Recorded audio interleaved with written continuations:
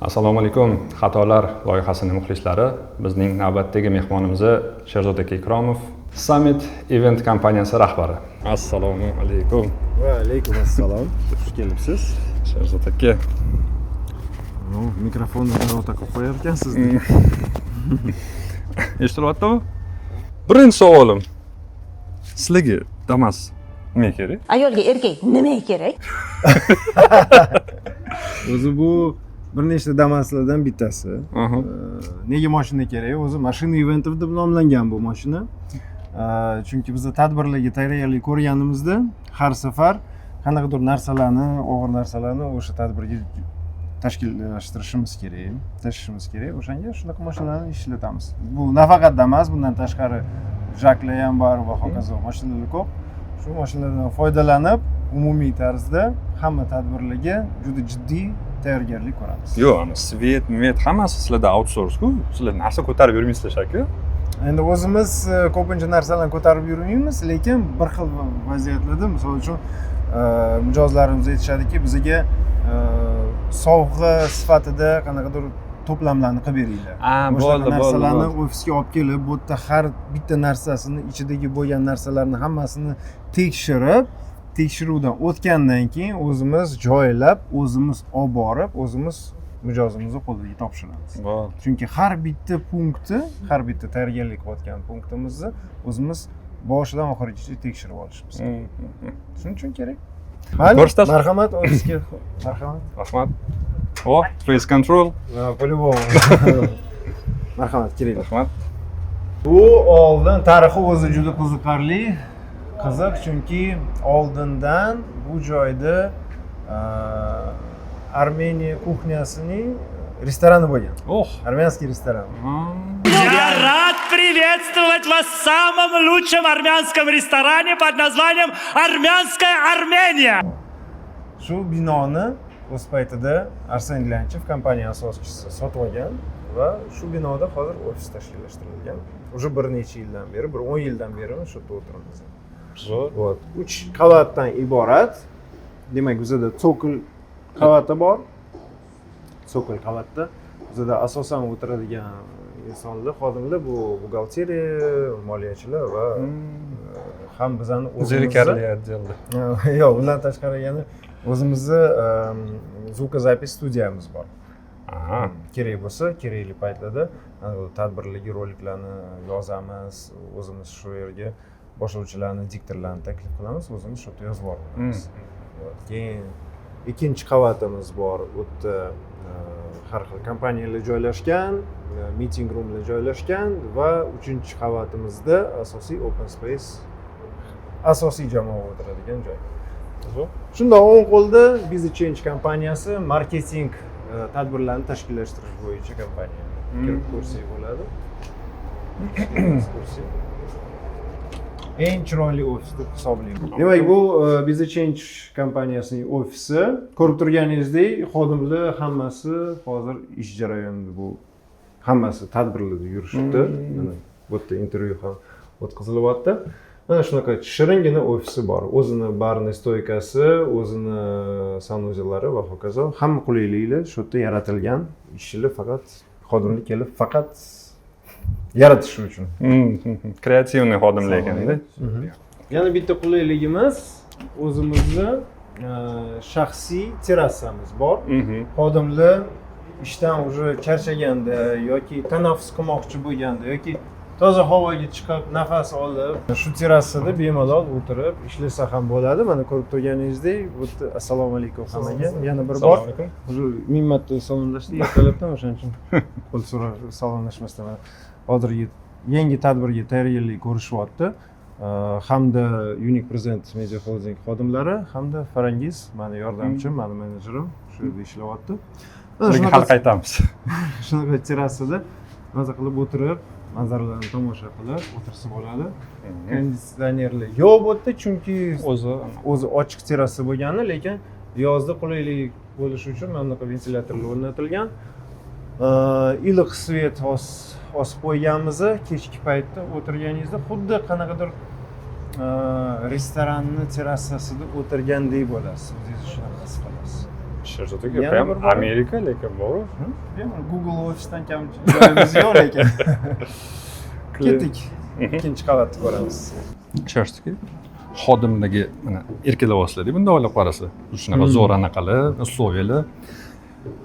Xodim rahbardan qo'rqish kerakmi yoki hurmat qilish kerakmi? Yaxshi ko'rib. Demak, qo'rqish kerak emas. Hech qachon biz bunaqa siyosatda hech qachon olib bormaganmiz. Oldin shunaqa bo'lgan-ku. Hamma kompaniyada Endi почти. boshqa kompaniyalarda bo'lgan, lekin bizda oldindan hamma xodimlarimiz bilan to'g'ri muloqot qilishga harakat qilganmiz. Hamma xodimlarni qanaqadir kamchiligi bormi yoki nimadandir shikoyati bormi, hammasini inobatga olganmiz va xodimlarni qo'llab-quvvatlash maqsadi juda kuchli bizning kompaniyamiz. Endi kompaniyalarning guruhida desa ham bo'ladi. Shuning uchun hech qaysi xodimdan siz rahbariyat tomoniga qanaqadir noto'g'ri gaplarni eshitmaysiz. Shikoyatlarni eshitmaysiz. Absolyutно любой xodimdan so'rasangiz aytadiki, shunaqa rahbariyatni men hech qachon hech qayerda ko'rmaganman. Oliy past bo'lsa ham o'shancha ishlayman. Yo'q, bu yangi O'zbekiston bo'lgandan keyin 2016dan keyin boshlandimi? Do etib siz kelganingizda ham shunaqamidi? Yo'q. Arsen Lyanchev va Denislav Nasirov mani hamkorlarim. Ular boshidan shunaqa siyosatda qolishdi. Hattoki men kelganimda men tomonga ham shunaqa siyosat. Ular O'zbekistondan oldin qayerdadir ishlashganmi? Yo'q. Seryozni, men o'yladim, olib keldi shu. San'at sohasida ishlagan insonlar ko'pincha shunaqa bo'ladi. Maqsad. Rahmat. Ketdik. Kulib agarda face controlga qarasangiz tezroq ochadi. Ishxonaga kelayotganda kulib kirishar ekanda. Hammasi kulib kiradi. Bundan tashqari mana bu yerda yozuvimiz ham bor. Перед тем, как поехать на встречу, помню, у тебя никогда не будет второго шанса произвести первое впечатление. Demak, uchrashuvga yoki переговорga borayotganingda eslab qolginki, senda hech qachon ikkinchi imkoniyating bo'lmasligi mumkin. Shuni eslab qolgin. Bitta imkoniyating bor. Shu Dahshat. imkoniyatdan har doim foydalanamiz. Eshitilam. Hamma yo'l lozung. Taniqli insonlarni qanaqadir mashhur frazalarini ham yozib chiqamiz. Bizani nisbatan aynan sohamizga tegishli, yaqinroq tegishli shunaqa so'zlarini yozib chiqamiz. Chunki har safar mana shu xonalardan chiqayotganda nazar ushbu rasmga tushadi va motivatsiya beradi. Demak, bizda bu yerda uchrashuvlar xonasi asosan kichkina переговорlar shu yerda o'tkaziladi. Hozir ham o'sha yerda odamlar o'tirishibdi, mijozlarimiz, menejerlar bilan gaplashib. Просто ma'noli nima deb yozilganini xonaga. Bu xonada kelishuvlar bo'ladi, $1,000,000 ga deb yozib qoladi. Shartnomalar. Bu yerda Focus kompaniyasi joylashgan. Ular hozir hammasi tadbirda, eshiklari qulflab, o'shaning uchun kira olmaymiz. Lekin boshqa kompaniyalar bilan tanishtirib o'tishi mumkin. Demak, bu yerda bizda Change Up kompaniyasi marketing yo'nalishi bilan shug'ullanadigan agentlik. Pastdagi B the change, bu change up. Change Up. Bu yerda o'zgarishlar to'g'risida, bu yerda o'zgarishlarni ko'tarish to'g'risida. Har 5 yilda kasbini o'zgartiradigan Sherzod Ikromov o'zingiz to'g'risida bir gapirib bersangiz. Bu rostdan ham shunaqa qiziqarli narsa. Har 5 yilda qanaqadir yangilik kiritaman hayotimga. 20 yoshga to'lganimdan keyin boshlagan. 20 yoshga to'lganimda shu boshlovchilik sohasiga kirishni niyat qildim. Harakat qildim, lekin o'xshamadi. Chunki u paytda ham radio stansiyalarga, televideniyaga ishga kirish juda qiyin masala bo'lgan. Hech yo'lini topa olmaganman. Shunga sekin-sekin kursdoshlarim bilan birga biznes boshlagandik. O'sha paytda bozorda savdo sotuv bilan shug'ullanganmiz. Qaysi bozor? Abu Sahiy. Eng mashhur O'zbekiston bo'yicha bozor bu Abu Sahiy. O'sha bozorda ish faoliyatini boshlaganmiz. Sekin-sekin imkoniyat paydo bo'ldi. Endi qanaqa darajada imkoniyat paydo bo'ldi? Meni kursdoshim bor edi, Rustam degan do'stim. O'sha payt Avtoradio hamroh o'sha radio stansiyada musiqiy redaktori o'rinbosari bo'lib ishlagandi. Aytdiki, bizani radiostansiyaga bemalol kelib, agarda qiziqarli proyekt loyihani olib kelsangiz, ishga olishi mumkin degan ma'lumotni berganman o'sha paytda. Harakat qilib ko'rdim, rostdan ham 22 yoshga o'sha paytda to'lgandim. Universitet davrlari hali iqtisodiyot universiteti talabasi bo'lganman, bakalavriatda o'qiganman. Urinib ko'rdim. Bordim, aytdim, menda mana bunaqa qiziqarli loyiha bor. Endi o'zimni orzuyimni amalga oshirish uchun shu tarzda loyihani ham o'ylab topganman. Endi odamlarning orzusini hayotda, odamlarning istaklarini ro'yobga oshirishi loyihasini o'ylab topdik. Muammo yo'q deyishdi, loyiha qiziqarli, lekin shu loyihani efirga chiqarish uchun bizga efirda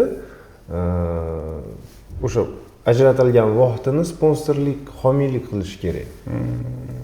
Bormi homiy sizlarda deb savol berishdi. Endi men ham o'sha paytda, hozir topamiz, bemalol, nima bu qiyin masalami. Shahar bo'yicha o'sha paytlari hamma yoqda mobil operatorlarni reklamasi turgandi. U paytda MTS bo'lgan, Uzdorobit, MTS o'sha paytlari Unitel va hokazo kompaniyalar. Hammasini eshiklarini taqillatib bordim. Hamma bitta ovozda aytishdiki, siz loyihangizni bizga dokument sifatida tayyorlab bering, podpis, pechat va hokazolar. Olib kelasiz, kanselyariyaga topshirasiz, kanselyariya jo'natadi marketing bo'limiga, marketing bo'limi ko'rib chiqadi. Endi qachon ko'rib chiqadi, qachon bu niyatim ro'yobga oshadi noma'lum. Mayli, demak o'xshamadi. Tinchgina davom etaveraman o'qishimni, tinchgina o'sha biznes bilan shug'ullanaman deb qaytib ketdim. Bir payt shundoq Qozog'iston kinoteatrining ro'parasidan o'tayotganimda Savaj degan do'konni ko'rib qoldim. U paytda mashhur teleproyekt bo'lgan, Dom 2 degan. O'sha paytlar. O'sha Savaj do'koni mashhur bo'lgan o'sha paytda. Endi kiyim-kechak chiqarishardi, oddiy, ko'chada kiyib yurish, oddiy hayotda. Kirdim va juda qiziq podxod qildim. Kirdimda direktoringlar shu yerdami deb so'radim sotuvchidan. Sotuvchi ham hayron. Shu yerda kim bo'lasiz? Qanaqa sizni tanishtiraydi? Men Sherzod Ikramov Avtoradio Hamrohdan keldi deb qo'ying. Srazu. Shunday chiqdilar direktor o'sha payt obetlangandilar menimcha, chunki shunday chiqyaptilar yuzlarini artib. Assalomu alaykum, yaxshimisiz deb endi gap so'z boshlandi. Men aytdim, Avtoradio Hamroh juda qiziqarli loyiha chiqaryapti. Orzularni amalga oshirish bo'yicha odamdagi, insondagi o'sha orzularini hayotga barpo etishga shunaqa loyiha chiqaryapti.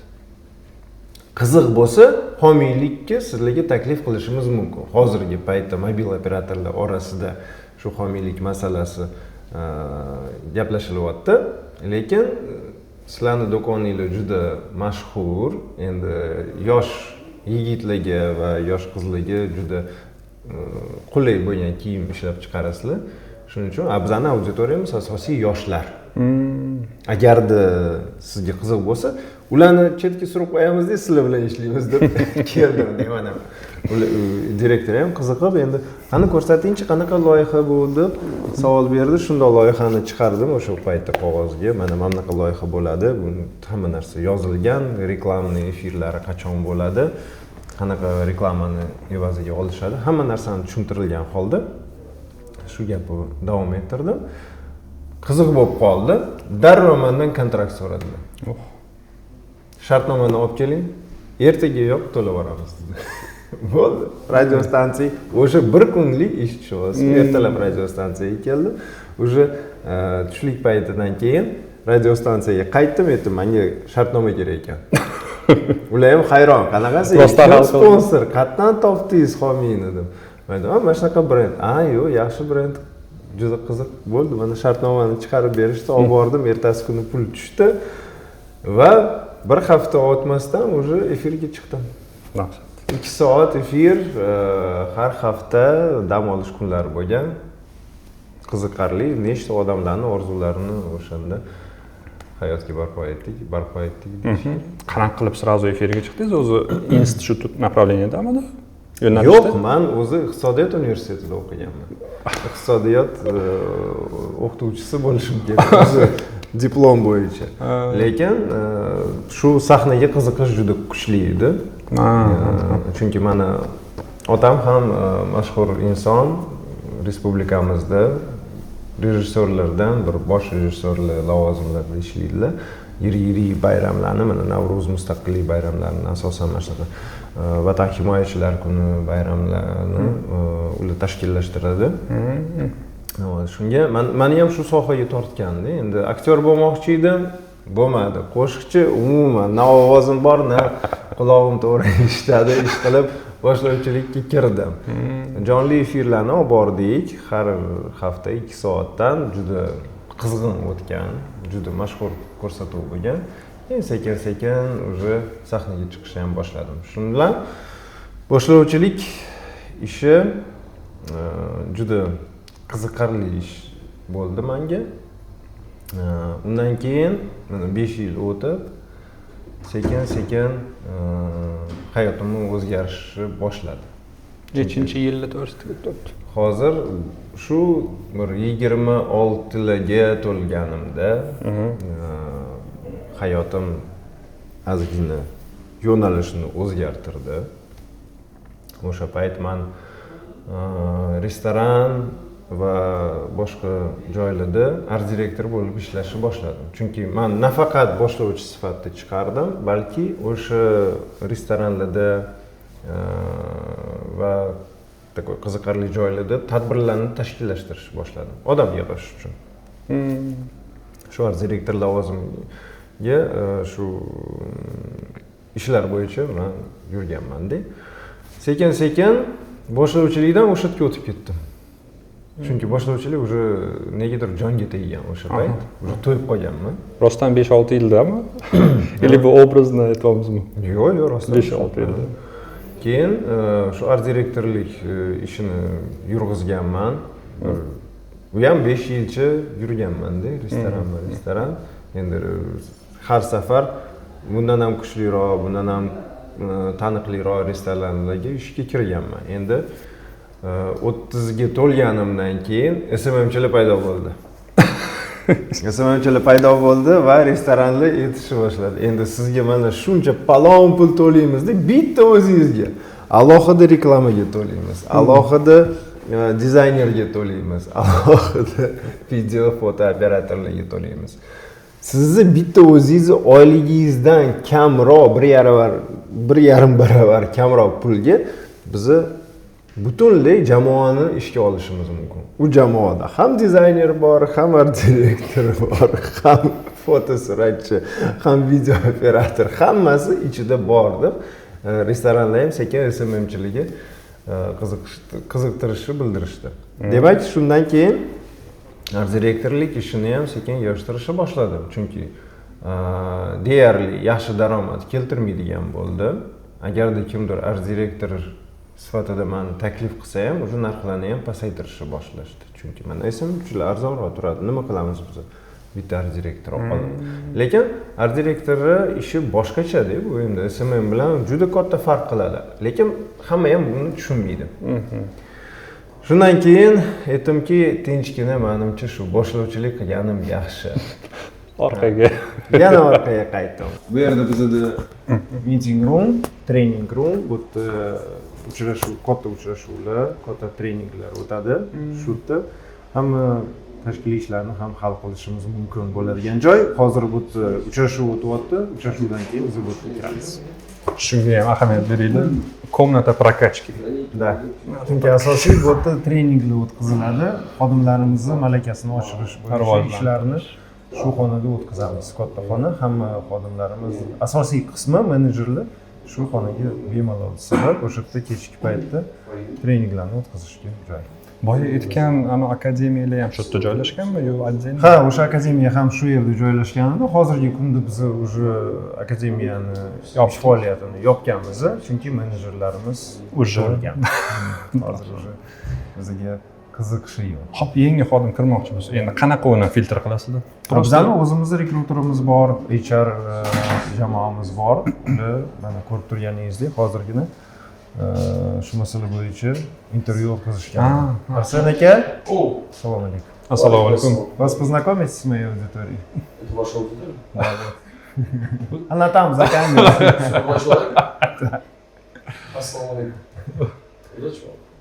Спасибо.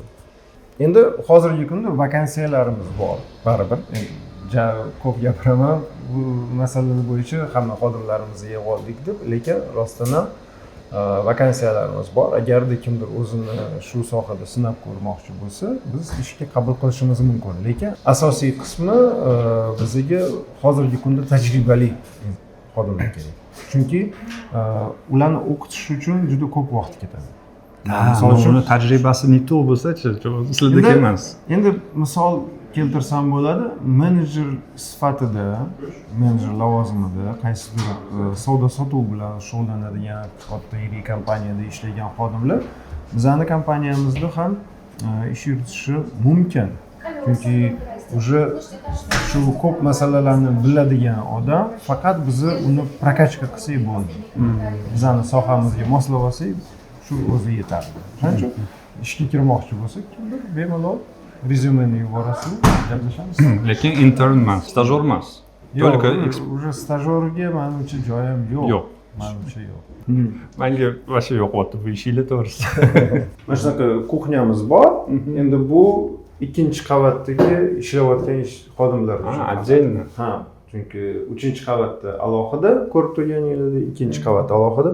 Biza Change kompaniyasining o'zini bari bor.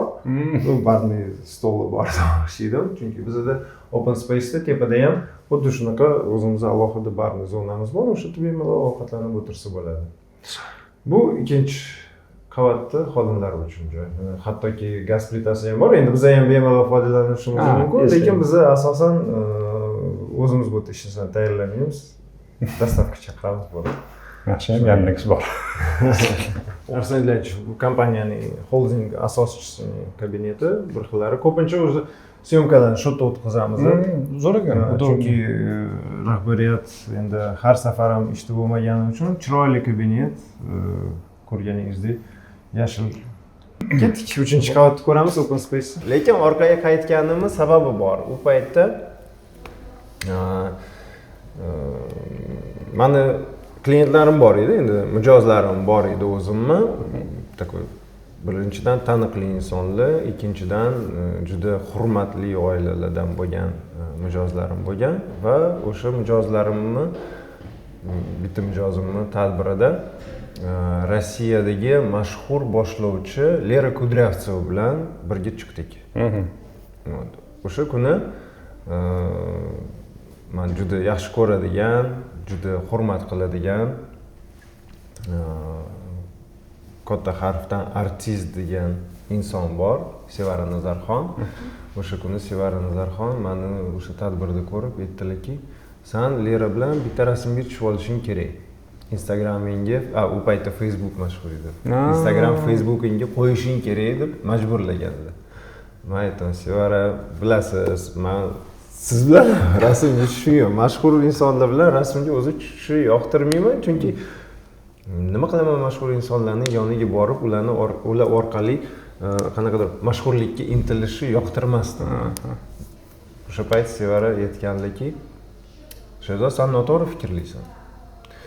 Sen o'zing juda yaxshi boshlovchisan, taniqli boshlovchisan. Seni узкий krugda, shunaqa deyishardi, insonlar taniydi.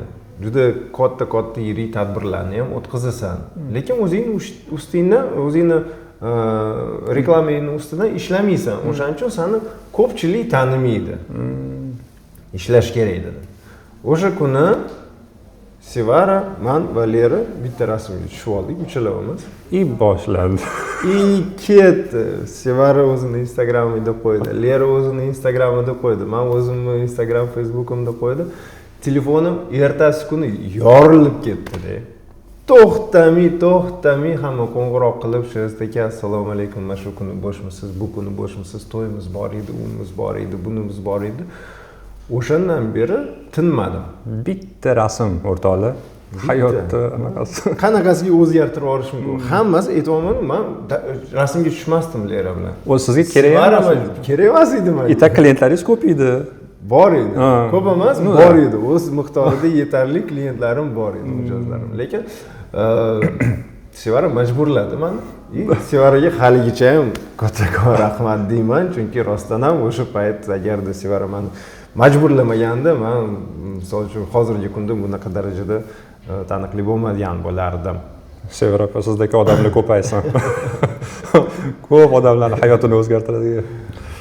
Shunday qilib boshlandi ishim, to'xtamadi, tinmadi, hattoki mana Covid kelgan paytlari esimizda bor, karantinga o'tirib qolgan paytlarimiz. O'sha paytgacha mijozlar bir yil oldin даже bron qilishardi, man qilishardi kunlarni, chunki tayyorgarlik juda kuchli bo'lgan o'sha paytlari. To'ylarga bir yil oldin tayyorgarlik ko'rishadi, 1,5 yil oldin tayyorgarlik. Eng kamida 1,5 yil oldin tayyorgarlik ko'rishni boshlashardi. Hozirgi kunda vaziyat umuman boshqacha. Xullas shunday qilib mana Covid paytlari uyda o'tirib qoldik va o'ylab qoldim, nimanidir o'zgartirish kerak yana hayotimda. Bo'ldi. Shunday qilib sekin-sekin keyin Covidga kirishdan oldin meni do'stim Arsen Dlyanchev Unique Present Media Holding event kompaniyasining rahbari va asoschisi meni taklif qildi. Aytdiki, mana Sherzod, siz to'y marosimlarida juda taniqli odamsiz. Bundan tashqari to'ylarni qanaqa tashkillashtirish kerakligini siz bilasiz. To'g'ri tashkillashtirishni bilasiz. Shuning uchun sizga taklifim, keling birgalikda to'y marosimlarini tashkillashtirish bo'yicha agentligini ochamiz. Unique уже ancha yil bormidi? Ha, Unique уже u paytda mana 10 yilga yaqin faoliyatini ko'rsatgandi. Sizni chaqirishdan oldin? Ha, meni chaqirishdan oldin. Eng yirik kompaniya, hozirgi kungacha ham eng yirik kompaniya hisoblanadi. Chunki Unique Present Media Holding ga kiradigan kompaniyalar bitta emas. Bir nechta kompaniyasi bor va Summit kompaniyasi ham Unique Present Media Holding bilan hamkorlikda ochilgan. 50% bu Unique Present Media Holdingga qarashli, 50% menga qarashli. Shunday qilib U-Wedding degan agentlikni ochdik. Hozirgi paytda Said Razakova o'ta rahbarlik qilyapti, shu kompaniyani yurg'izyapti. O'sha paytda ishni boshladik, lekin karantinga tushib qoldik. Endi oyoqqa turganimizdan keyin, endi to'ylarni tashkillashtirishni boshlaganimizdan karantinga o'tirib qoldik. Men o'yladim, shu payt nimadir o'zgartirish kerak, chunki onlayn tadbirlar boshlandi. O'sha payt onlayn tadbirlarni tashkillashtirishni boshladik. Endi undan tashqari korporativ segmentidan tadbirlar ham davom ettirilgan va ularga ruxsatnoma vaqtliroq berilgandi to'ylarni tashkillashtirishdan ko'ra. Shunday qilib sekin-sekin korporativ segmentiga o'tib davlat tadbirlarini tashkillashtirishni boshladim. Bir necha yirik tadbirlarni tashkillashtirdim. Hattoki respublikamizning prezidenti Shavkat Miromonovich Mirziyoyev ishtirokida, undan tashqari boshqa davlatlar rahbarlarini ishtirokida tadbirlarni tashkillashtirganmiz. Xonimlar va janoblar, O'zbekiston Respublikasi Prezidenti Shavkat Miromonovich Mirziyoyev janobi oliylari va Qatar davlati amiri Shayx Tamim bin Hamad Al Soni Hazrati oliylarni kutib olamiz. Ladies and gentlemen, please welcome His Excellency Shavkat Mirziyoyev, President of the Republic of Uzbekistan, and His Highness Sheikh Tamim bin Hamad Al Thani, Emir of the State of Qatar. O'zbekiston Respublikasi Prezidenti va Qatar davlati amirini xalqaro mukofot haykalini ochish uchun ramziy tugmani bosishga taklif qilamiz. We would like to invite His Highness Emir of the State of Qatar and His Excellency President of the Republic of Uzbekistan to press a symbolic button and formally reveal the International Award statue.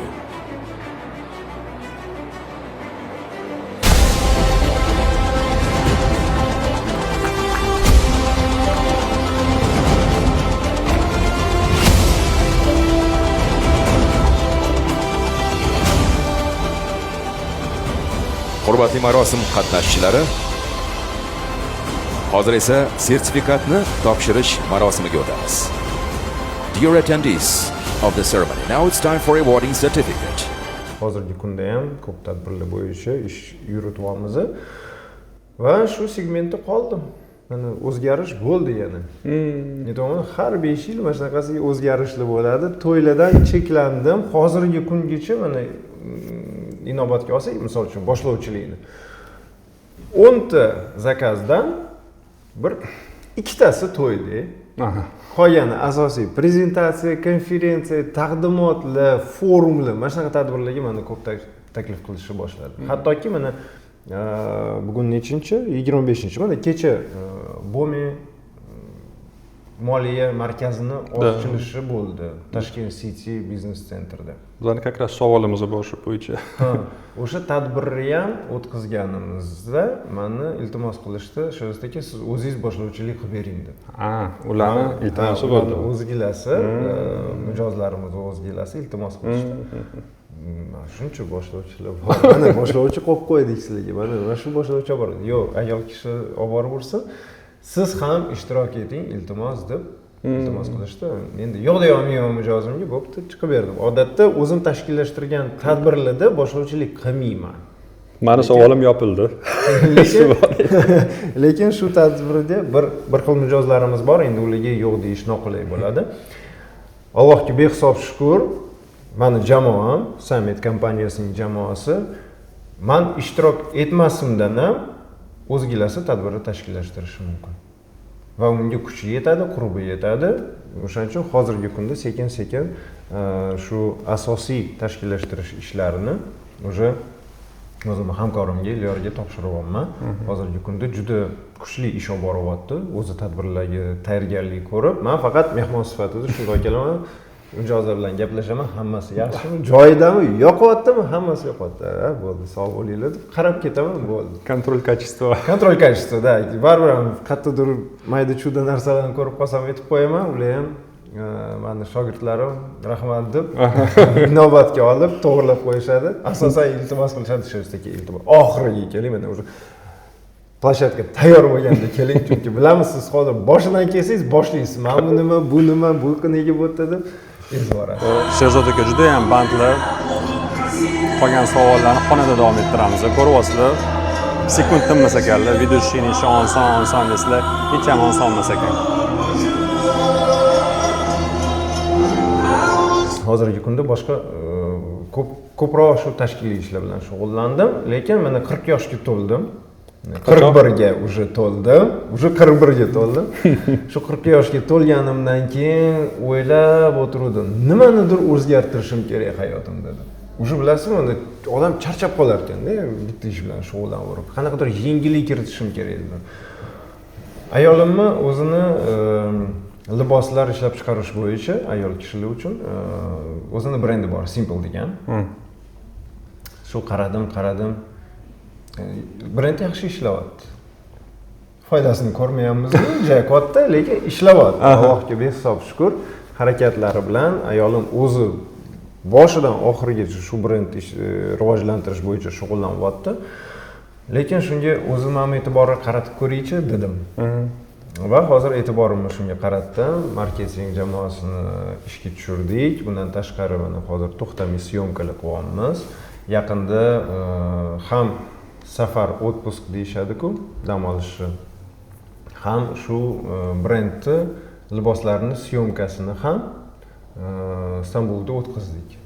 Istanbulda? Ha, mana yaqinda Istanbulga borib keldik. O'sha yerda chiroyli masjidlarda syomkalarni qilib oldik, chunki namozniklarni ishlab chiqaradi, musulmon ayollar uchun liboslarni ishlab chiqaradi. O'shani hammasini chiroyli syomka qilib olib keldik. Endi mana hozir reklamani boshlaymiz va ishlarni ham boshlaydi. Bosdim, to'xtamay analiz qildim, konkurentlarni analiz qildim, plus-minus taraflarini topdim, minuslarini tushuntirib, hozir ularni to'g'rilashga ishga tushdi ayolim. Undan tashqari plus taraflarini hammasini rivojlantirishga, kuchaytirishga inobatda qaratyapmiz va oxiri ayolim oldin siz o'zingiz ishingizni qilsangiz yaxshi bo'lardi deb yurgan ayol hozir to'g'ri aytyapsiz. Zo'r konsultant. Ana Tekinga.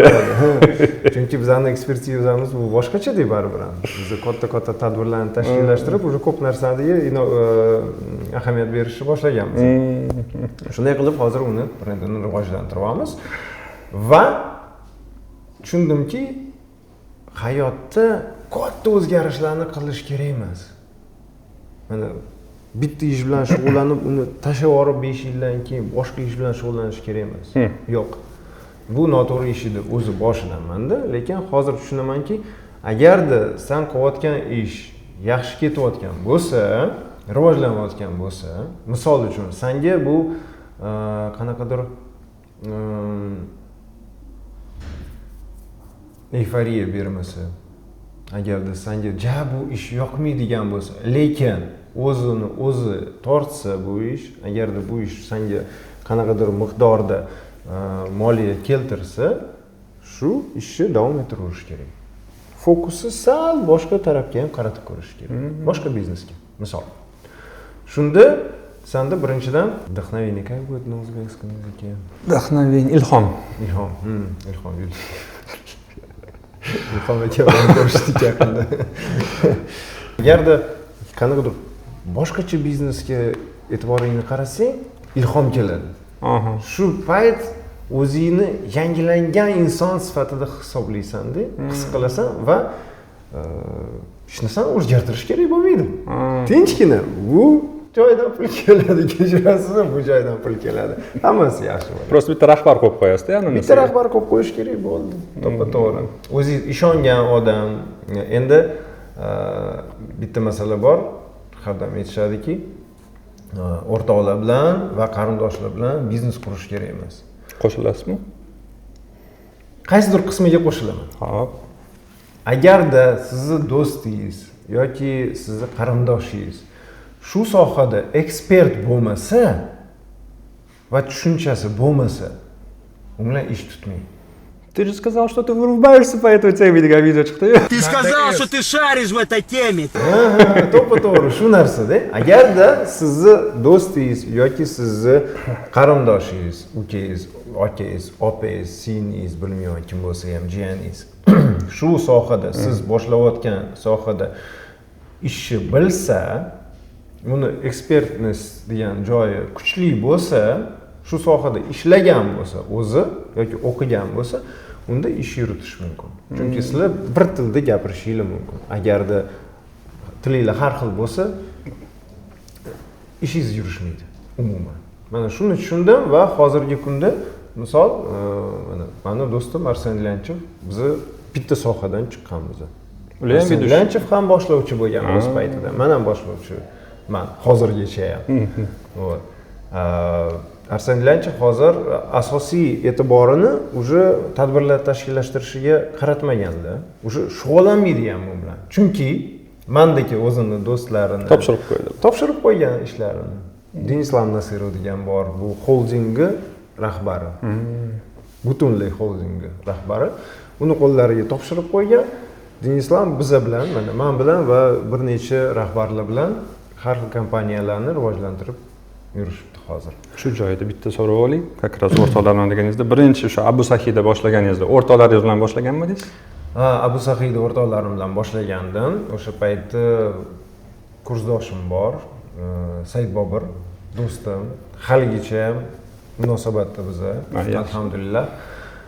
Biz urushmasdan ishi bo'lib oldik. U paytda men hech qachon biznesga pul tikmaganman. Men faqat o'zimning ekspertizamni kiritganman. Mana Abu Sahida tikkansiz deb o'yladim. Yo'q, hech qachon pul tikmaganman biznesga. Faqat o'zimning ekspertizamni, o'zimning ekspertnessimni, o'zimning miyamni ishga tushiraman va shundan foizni olaman. O'rtog'im bilan ham ish qilganmiz. U paytda ikkita do'konimiz bo'lgan. Ancha-muncha ishlarni qilganmiz. Mollarni Xitoydan olib kelardik. Asosan bu idish tovoq, mayda elektromaishiy texnika va ularning o'zini yo'nalishi bor edi, katta yo'nalishi mebel bo'yicha va hokazo. Endi unga aralashmaganman, shu do'konlarni o'zini yuritganman, rahbari bo'lganman. Birinchi internet do'kon ochganmiz O'zbekistonda. O'sha payt. Lekin men baribir ham shu san'atga qiziqqanim uchun sekin keyin o'tirib o'rtog'im bilan gaplashdik va men o'sha biznesdan chiqib ketdim. Men o'yladim yopilib ketdi-da bu. Yo'q, hammasi yaxshi, ishlayapti, rivojlanyapti, mansiz. Va shu to'g'ri ish bo'lgan. Bu to'g'ri ish bo'lgan, chunki e'tiborimni yoki shu do'konlarga qaratishim kerak edi, yoki o'zimni san'at yo'nalishimga. Kimlar maslahatlashgansiz mana 20 yoshsiz, baribir yoshsiz, pul kelib turibdi. O'zidan o'zi hamma narsani to'xtatib, boshqa sohaga kirib ketishdan oldin kimlarnidir qilganmisiz? Yo, prям o'zingiz hech qachon hech kim bilan maslahatlashmasdan dangal ish qilganman. Lekin mana qiziqarli voqea qarang, hayotimizni qanaqa o'zgarishi mumkin. 40 yoshga to'lganimda, demak 40 yoshdan keyin sekin ayolimni yoniga borib aytdim. Men mana shu tadbirlar tashkillashtirish bo'yicha ishlarni to'xtatmoqchiman. O'zimni boshqa yo'nalishdan topmoqchiman dedi. Qarang, ayolimni meni sekin aldab-sildab gapirib to'xtatdi. Shu ish sizda yaxshi chiqyapti. Уже rahbar ham tayyorlab qo'ydingiz o'rningizga. Уже jamoani ham yig'ib oldingiz. Kuchli jamoa. Ostona bilan jamoa endi kibrlik emas-u, lekin eng kuchli jamoalardan biri hisoblayman. Shu joyda ham bitta kichkina savolim, jamoangizda основной qizlar hammasi. Почти. Ayolingiz bilan rashq imami balansni qanaqa qilyapsiz? Bu qiziqarli savol. Rostdan ham rashq bo'lgan, boshida bo'lgan.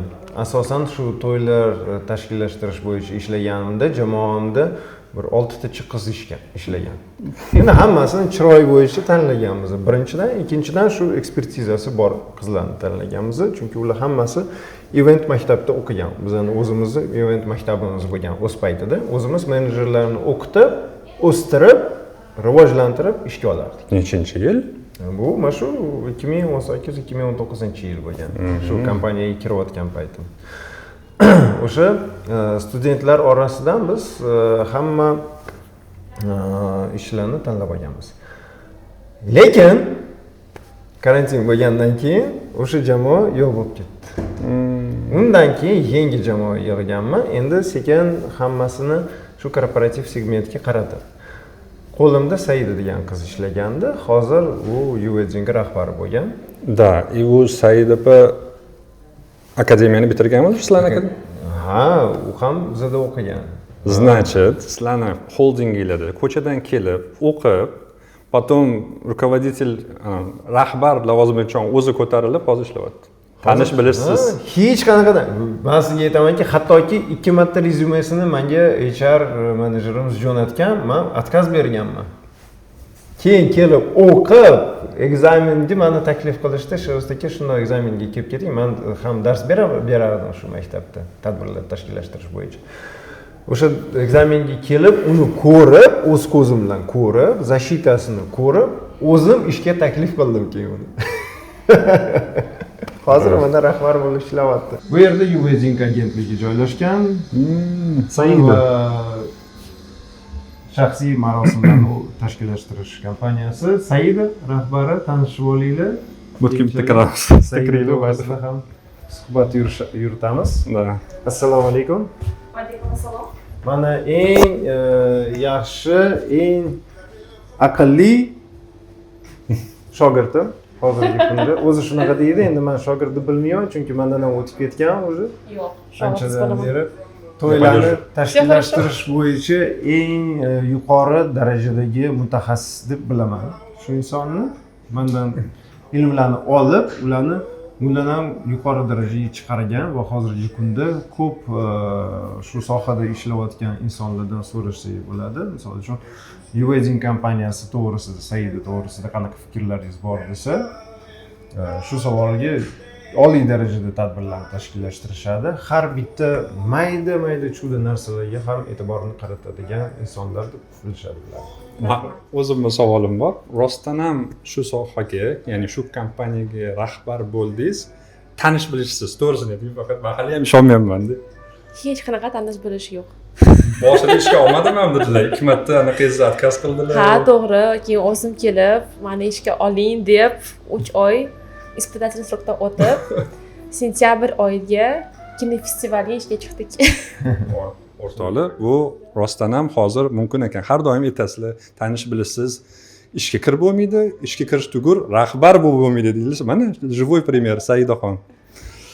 Rahmat kattakon. Kattakon, ishingizga rivoj. Ko'rib turganingizdek, bu yerda ham xodimlar yo'q, chunki hammasi ishlayapti. Hammasi tadbirda. Endi rahbar shunchalik rahbar, unga ham rahbar deb o'tirib, maza qilib o'tishdi, dam olish. Chunki ishlar ketyapti. Ishlaringiz davomat. Ishlaringizga omad. Rahmat. Rahmat, sog' bo'ling. Bundan tashqari, hozirgi kunda bizning jamoamizda, endi Summit jamoasini gapiraman, chunki Wezzing menga hozirgi kunda qaramaydi umuman.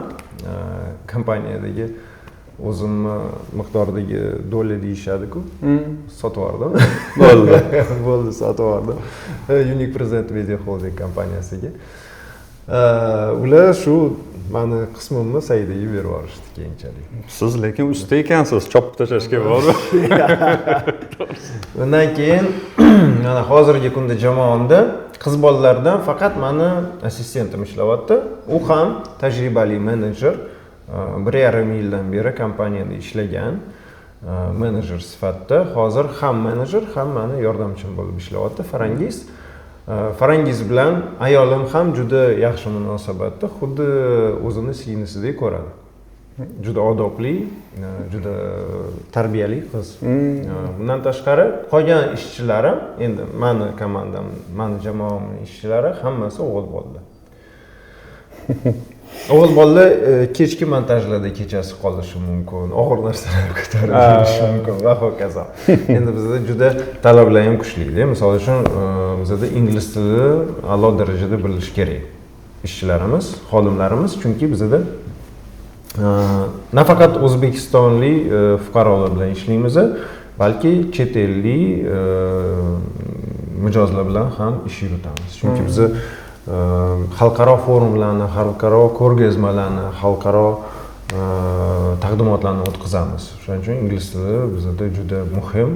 Ingliz tili, rus tili va o'zbek tilini ham bilish kerak. Men o'zbek tilini chala bilaman.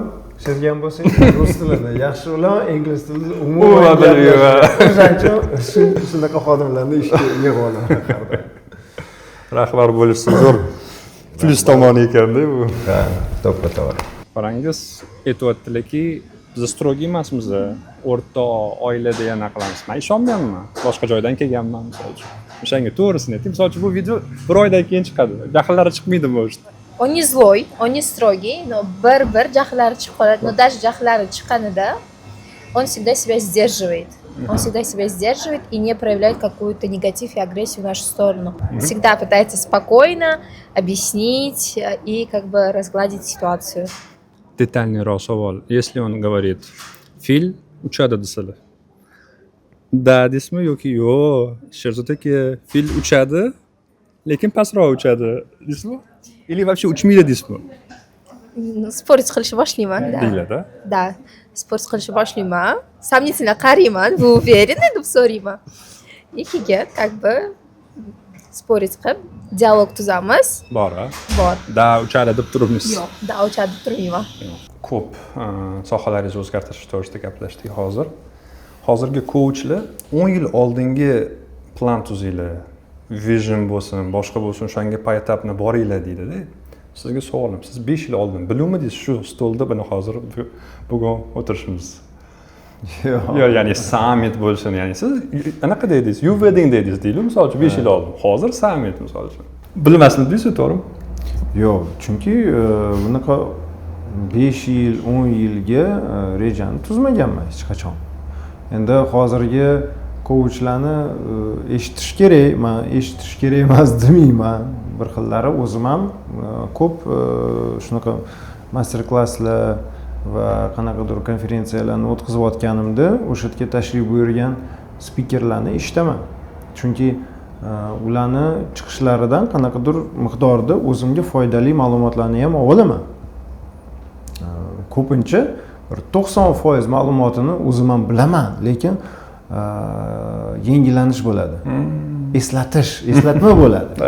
Mana shunaqa qilishing kerak. Sen qilmayapsan shu ishni qilsang, seni biznesingmi, seni faoliyatingmi yaxshilanadi, rivojlanadi degan ma'noda mana shunaqa chiqishlarni eshitib turish kerak degan fikrim bor. Keyin rejalarni tuzish bo'yicha men misol uchun oldindan rejalarni tuzaman, lekin 5 yil, 10 yilga hozir bunaqa qobiliyatim yo'q. Rostini gapiraman. 1 yil oldingi rejalarni mo'ljallab qo'yaman. Misol uchun o'zim uchun bilamanki, keyingi yil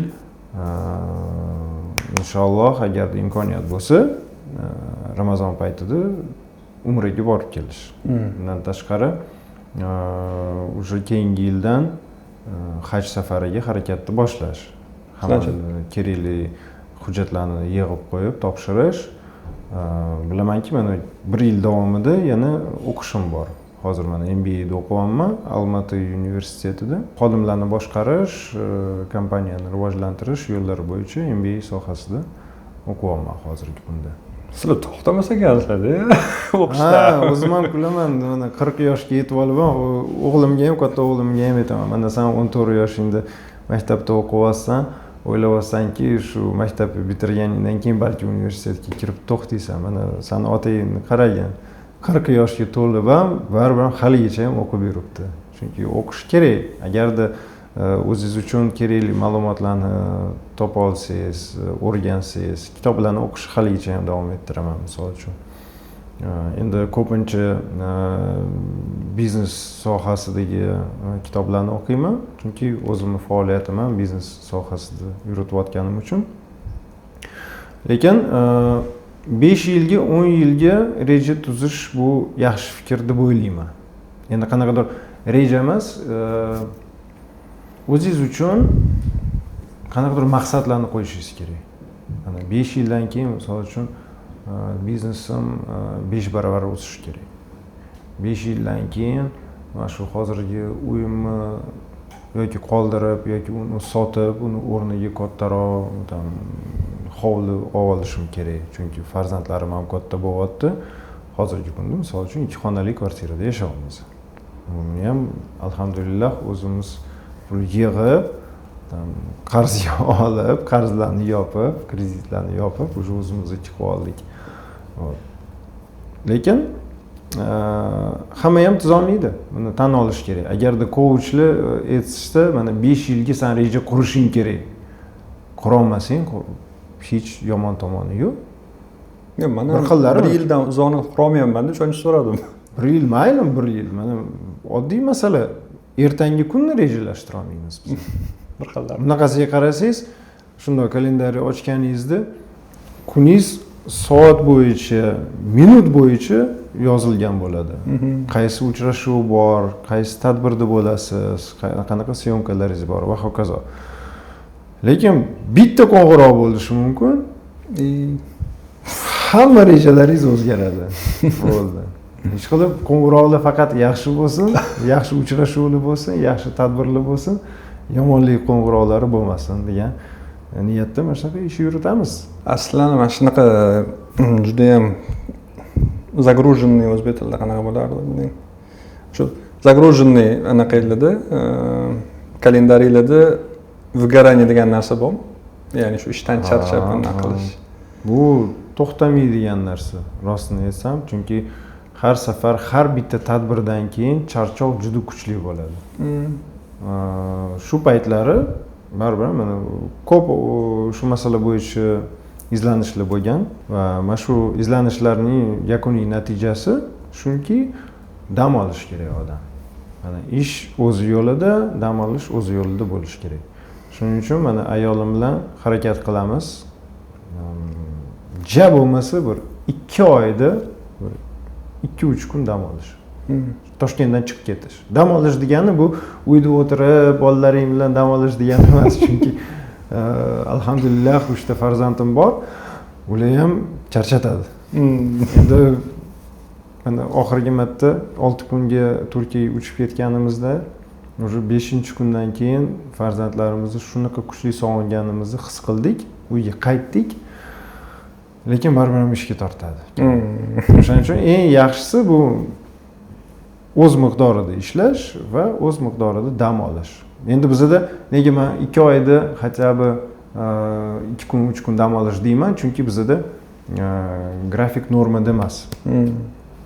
Biz shanba kuni ham ishlaymiz, yakshanba kuni ham ishlaymiz. Misol uchun kecha ofisdan soat 1 dan keyin kechasi ketganman. Ertalab soat 5 da uyg'onib, mana hozirgacha yugur ishlar bilan bandman. Ertalabdan turib, ikkita uchrashuvni o'tkazib, mana syomkaga keldim. To'xtamaydi ish, o'shaning uchun dam olish kerak. Eng asosiy dam olish bu meni fikrim, o'zingizni turmush o'rtog'ingiz bilan bo'lish kerak. Agar ajralib o'zingiz dam olsangiz, turmush o'rtog'ingiz dam olmasa, shu yomon qanaqadir narsalarga, muammolarga, oilaviy hayotdagi muammolarga keltiradigan narsa bu. 1 sekund. Onasi sezadi. Kadrga tushadi bu. Yo'q, telefon qilmoqchi emas edim, lekin siz to'g'ringizda hozir gap ketyapti intervyuda. Xuddi yuragingiz sezgandek, erim meni eslab qoldi, qani telefon qilishi xo'jayinimga deb telefon qilasiz. Vint sifatida qilingan zinadan chiqamiz. Bu mansarda o'zi hisoblangan boshidan. Shu mansardani biz 3-qavat sifatida ishlatyapmiz va hozirgi kunda asosiy Unique Present Media Holding jamoasi shu yerda joylashgan. Menejerlari shu yerda faoliyatini ko'rsatadi. Narigi tomonda bizda sal uzoqroqda dizaynerlar jamoasi va kreativ jamoasi joylashgan. Bundan tashqari mana bu tarafda Summit jamoasi joylashgan. Hozirgi paytda mana faqat Bekzod xodimimiz bor. Chunki qolgan hamma xodimlar kimdir переговорda, kimdir terrasada ishlayapti, kimdir tadbirda ishlayapti. Ko'rib turganingizdek, ish joylari ko'pi bo'sh, chunki hamma yoki tadbirlarda yoki uchrashuvlarda, переговорlarda yurishdi. Va mana bu tarafda biz oldindan aytib qo'yganimdek, barni stol bor. Shu bizda kuxnya sifatida, oshxona sifatida ishlatiladigan zonamiz. Bemalol xolodilniklar ikkitalab turibdi, kofe mashinalar, mikrofonlar, hamma narsa bor. Konditsionerlarni katta-kattalarini qo'yganmiz, hattoki havo tozalovchi uskunalar ham bor. Sharoitlarimiz komfort darajaga chiqarilgan. Kerak bo'lsa, stollarda ham havoni namlatgichlar ham o'rnatilgan.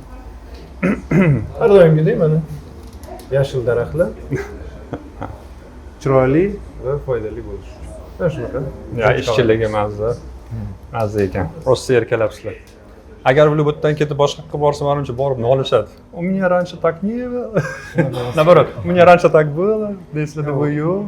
O'zi kamdan kam odamlar ishdan bo'shab ketishadi. Asosiy qismi endi даже kompaniyadan ketadigan bo'lsa-da yoki qaysidir boshqa davlatga ketadiganlar, misol uchun PMJga yoki ayol kishilarni oladigan bo'lsak, turmush qurib dekretga chiqadiganlar. Qolganlari asosan 5-6 yillab, kimdir даже 10 yillab ishlaydigan xodimlarimiz. Mana men oddiy misol, 6 yildan beri shu kompaniyada o'z faoliyatini ko'rsatayapman. Shunaqa xodimlarimiz ko'p. Sizga 6 yil bo'lgan bo'lsa, Saidaga necha yil bo'ldi? 6 yil bo'ldimi? Ha, 2019-yilda kirdim. Saida 2020-yilda kelgan. Ha, yo'q, 2021-yilda kelgan. Karantin tugagandan keyin 2021da faoliyat davom etayotganimizda kelgan va sentyabrdan уже to'liq ishga tushgan. Demak, 4 yildan beri. 4 yilda rahbar bo'ldi. 4 yilda rahbar bo'ldi.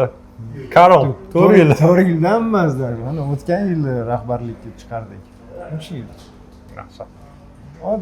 Oddiy stajyor bo'lib kelgan. Bu efirimiz ko'proq Saida to'g'risida bo'lib qolyapti. Mana shunaqa. Shogirdlarimdan faxrlanaman. Bravo, kvartet. 7 yil. Bravo, kvartet 7 yil nishonlayotganda o'zini shu bayramona tadbiri bilan bizlarni tabriklashgan. Bunaqa? Besh. Ha, bu yerda juda ko'p esdalikka Ishni birinchi boshlaganingizda yoqardi, потом уже unchalik. Juda ahamiyat ham bermayman rostini aytsam. Lekin bitta sovg'a esimda qolgan, mana bu sovg'a. Toshkent City biznes sentridan maxsus tanlangan sovg'a. Agarda esinglarda bo'lsa, bitta juda yirik qiziqarli tadbir o'tgan Toshkentda. Qatar davlati bilan birga hamkorlikda o'tkazilgan va Birlashgan Millatlar Tashkiloti bilan birga o'tkazilgan tadbir.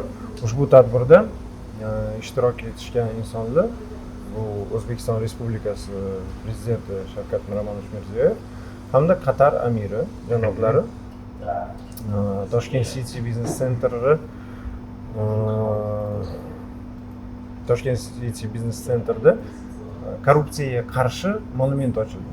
Ko'rgan bo'lsangiz, mana ochiq qo'l sifatida temirdan yasalgan katta statuya 12 metrmi baland. Kecha ko'rdik bo'lmaydi shuni. O'sha statuya, o'sha monumentning ochilishini biz tashkillashtirganmiz va Toshkent City direksiyasi bizga minnatdorchilik izhor etib, shunaqa sovg'a taqdim etishdi. Kafel tosh. Mramor. Mramorga sifatga o'xshagan. Yo'q, bu keramika rostdan. Og'irgina keramika. Toshkent City'ning birinchi loyihasi joylashtirilgan shu yerda. Birinchi bu ishlab chiqarilgan loyihasi. Keyin shu tasdiqlovdan o'tgandan keyin o'sha Toshkent City'ni qurishni boshlashgan. O'sha tadbirni o'tkazganimizdan keyin shunaqa minnatdorchilik bildirishgan. Tadbir rostdan ham dunyoda bunga o'xshash tadbirlar bo'lgan, lekin bunaqa balandlikda, mana 15 metrli fermani yasaganmiz. O'sha 15 metr balandlikdan matoni bitta knopkani bosish bilan tushirganmiz. Bu summit.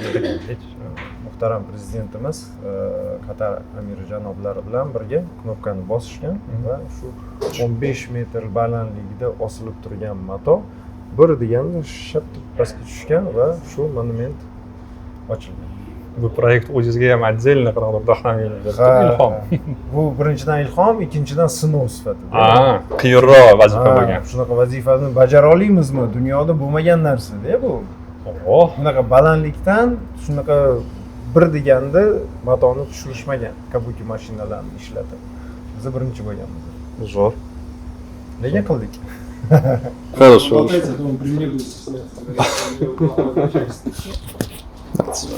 Mana hozir ular chiqib ketdilar. Eshityaptilar, videoni faqat ko'radilar oxirida, men уже eslaridan chiqib ketgan bo'ladi. Rostdan ham muhit такой o'rtoqli, Sherzod akaga anaqa qo'rqmasdan, ya'ni hurmat faqat to'g'risini ayting. Da, to'g'risi bor-ku mana. Qo'rqamiz rahbarlardan. Bu yerda ham shunaqami yo'q? Yo'q, bu yerda unaqa emas. Men unutmayman. Oldin ko'pincha tadbirlarga chiqqanman. Koordinator bo'lib oddiy tadbirlarga yordam berganmiz. O'shanda birinchi marta Sherzod aka bilan tanishganmiz. Ular ведущий bo'lganlar, shundan keyin ko'rganman, u как бы сказать, samimiyligi и unaqa qanaqadir rahbariyat, bir xil rahbariyatlar bor-ku, strogi bo'ladi. Unaqa emaslar. Bizda shunaqa muhit, aka deymiz. Yordam kerak bo'lsa bemalol обращаться qilaveramiz. Sherzod akaga bizda Elor aka degan akamiz ham bor. Ularga ham bemalol qilib обращаться qilaveramiz. Bitta muhit haqiqiy shunaqa do'stlik и unaqa nima deydi, san rahbariyatsan, unaqa katta ketmagan unaqa odamlar bizda. Hammasi bu yerda o'rtoqchilik, akachilik shunaqa. Boshqacha savol qo'yaylik, misol uchun aytyaptilar. Fil uchadi deyaptilar. Fil uchadi? Fil lетает. Siz как anaqa ishchi? Xo'p deb saglashasiz qilasizmi? Yo'q, Sherzod aka. Я буду спорить. Fil uchmaydi. Да. Есть такое. Бора, что да, да. Потому что тут у каждого свое мнение есть, и в этом заключается наша работа. Yoki fil uchadi, lekin sal pastroq uchadi deysizmi? Yo'q. Umuman uchmaydi. Fil uchmaydi. Qorani qora, oqni oq. Shunaqa. Anaqa. Siz ham Unique'dan anaqa sammitga o'tganmisiz? Сразу Yo'q, men сразу sammitga keldim. Уже komanda endi nima deydi, organizatsiya qilingan. Shundan keyin сразу kirib olganmiz. Мама, nimaga banan yopishtirib qo'ygan? Это вот мы постоянно бананы кушаем вот, на работе, приклеим вот так, эсталиги. Вот. Это мое рабочее место. Тут график тоже вообще удобный. Rostdan ishlaydimi ma'mi yo просто Ishlaydi. font kabi? Yo'q, pult. Lekin hammasi ishlaydi. Bizda pultlar bor и shu nimalar увлажнитель воздухlar. Uni ham o'zim lично solib qo'yganman tadbirga. Kerak bo'lgan и qoldirib ketganmiz. Ishchilaringiz mazza qilib ko'radigan, ya'ni eshitadigan savolidan bittasi, siz ham balkim boshlaganda xato qilgansiz-ku katta. Bir mazza qilishsin eshitib. Как menejer nima xato qilgansiz? Xatolar ko'p bo'lgan, hozirgi kunda ham xato qilamiz. Endi xatosiz ish bo'lmaydi. Xato bizani endi bu yomon tarafdan qarash kerak emas hech qachon xatoga. Hattoki xodimlarimga ham aytaman. Xato qilsanglar qilinglar, lekin xatoni qaytarmaslikka harakat qilinglar. Bir marta xato qilgan odam shu xatosidan o'rganadi, tajribasi oshadi. Lekin ikkinchi marta, uchinchi marta bitta xatoni qayta qilgan odam bu ahmoq odam bo'ladi. Lekin ham unik o'shaning uchun mana shuncha pul to'layapman, xato qilolmaydi deb обращаться qilishadi bir xil. Yo'q, endi bu to'g'ri gap va biz agarda endi tadbirlarni xatosiz o'tkazishga qat'iy qarashda harakat qilamiz. Hamma xatolar birinchidan bizani mijozlarimizga ko'rinmaydigan darajada o'tadi. Xatoni biz tadbir paytida ko'rib qolishimiz mumkin va o'sha xatoni to'g'rilab qo'yishga harakat qilamiz. Hech kim hech narsani sezmasligi kerak, hech kim hech narsani ko'rmasligi va anglash kerak emas. Shunga ham bizani taklif qilishadi tadbirlarni tashkillashtirishga. Biz o'zimiz xatoni ko'rib, hattoki o'zimizni cho'ntagimizdan shu xatolarga pul to'lashga tayyormiz. Mani birinchi xatoyim bo'lganki, bitta tadbirga tayyorgarlik ko'rayotganimizda endi bosma mahsulotlarni chiqarganmiz tipografiyalardan. Shu payt dizaynlarni tayyorlab jo'natganmiz bizning mijozlarimizga, klientlarimizga. Ular zo'r chiroyli deb yozib yuborishdi javobini. Bo'ldi, tadbirga 2 kun qolgandi o'sha payt. Уже sroklarimiz ham yonib yotgan, ishlab chiqarish ishlarini уже tugatishimiz kerak edi. Tipografiyaga shu fayllarni jo'natdim, bo'ldi. Pechatga dabro bergandim. Ertasi kuni tadbirga 1 kun qolganda mijozimizning vakili yozyaptilarki, dizayn chiroyli chiqdi rostdan ham, lekin bizani firmeniy ranglarimizga, bizani brendbookimizga xos va mos ranglar emas. Brendbookimizga yana bir bor e'tibor qaratinglar va boshqatdan ranglarni o'zgartirib dizaynni yuboringlar dedi. Shu payt men tushundimki, hozir katta pulga tushdim. Ishonasizmi, o'sha paytda men oylikda ishlagandim shu kompaniyada. Oyligimni 2 miqdorida o'sha tipografiyaga to'laganman. O'zimni xatoyim uchun. Chunki men klientdan tasdiqlov olmasdan pechatni boshlaganman.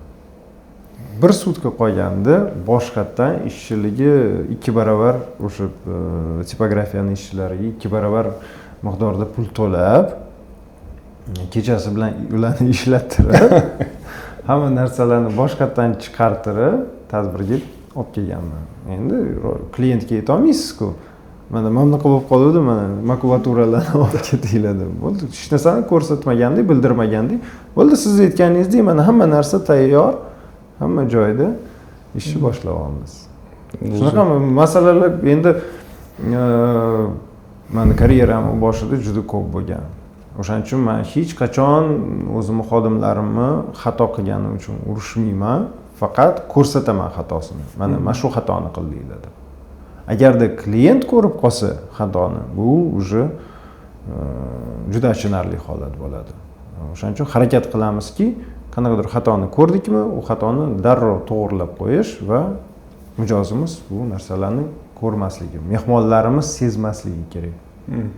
Ertaga sun'iy intellekt robotni ichiga tiqishgandan keyin уже odamga o'xshab yurganda sizlarni sohanglarni zaminit qila oladimi? Yo'q. Ведущийni zaminit qila oladimi? Menimcha yo'q. Chunki sun'iy intellekt baribir ham biz buni praktika qilganmiz. bizani tajribamizda bo'lgan bu narsa. Onlayn formatda tadbirlarni o'tkazganmiz. Bundan tashqari hozirgi kungacha ham o'tkaziladi onlayn formatda tadbirlar.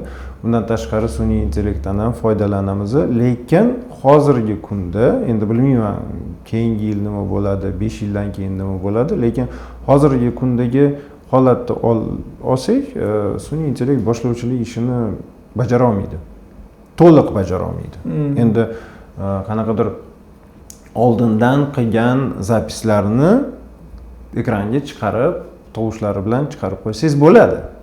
Lekin hozir va shu yerda atmosferani tushunib, mehmonlarning kayfiyatini tushunib va tadbir o'tayotganda shu kayfiyatni oliy darajada ushlab ketish bu faqat tirik odamga bog'liq.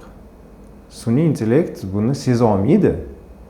Chunki u sun'iy intellektda birinchidan emotsiyasi yo'q va emotsiyani his qila olmaydi. Bu faqat aniq qo'yilgan zadachalarni bajariladigan narsada. Tekst yozib bersa, u chiroyli qilib o'qib beradi.